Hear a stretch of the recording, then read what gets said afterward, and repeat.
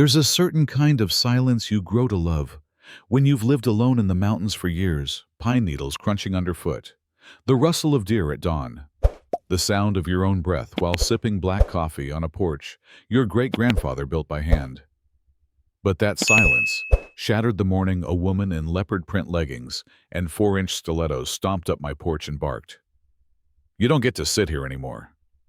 Yeah, that happened. Name's Martin Ellison. I'm 60, a widowed infrastructure consultant who edits college textbooks for a living. My cabin, built in 1909, sits on a quiet bluff in the Rockridge Pines region of Montana. It's not much, but it's home. Or at least it was. Until the Devereaux family rolled in like a wrecking ball, built a palace next door, complete with a $900,000 pool, neon lights, and waterfalls that sounded like jet engines 24/7.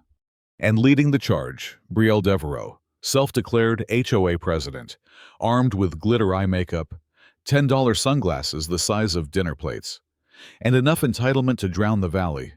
She said my cabin ruined the neighborhood aesthetic, said she'd pay triple market value if I packed up and left. I smiled, the way my late wife always said, disarmed even the angriest folks, and politely declined. That's when the war began. Suddenly, her landscapers showed up every Saturday at 6 a.m. with gas mowers that sounded like chainsaws. Pool parties raged into the night. She had painters accidentally splash neon yellow paint on my cedar siding. And when that didn't drive me out, she started a rumor campaign, said I was a creepy old man spying on families, called me dangerous, pushed the HOA board to ban overnight guests. She even hired ex-military security guards like she was running a foreign embassy. But what Brielle didn't know: I'm not just a grieving old man with a coffee mug and a porch. I'm a licensed surveyor. And I happen to own the plot of land that her entire damn pool was built on. Yeah, that waterfall paradise. It was trespassing on my soil. I hired Petra Ramirez, a cutthroat real estate attorney with zero tolerance for bullies. She brought in a dream team: Eli Cho, a forensic accountant with FBI ties, and Maya Jensen, an environmental lawyer who once took down a chemical plant. Together, we uncovered a gold mine, forged documents, buried toxic waste under the pool foundation, even an attempt to fake adverse possession.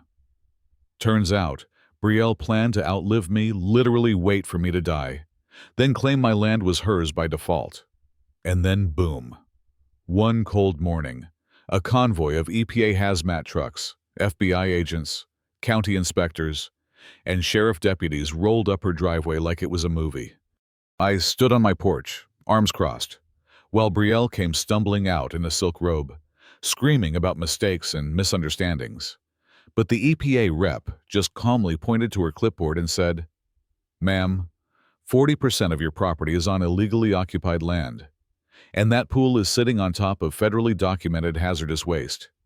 In court, she went down, hard, convicted of environmental crimes, criminal trespass, tax fraud, attempted forced sale through duress, you name it, banned from HOA leadership for life, her precious pool dismantled, and the land turned into a community park, my idea.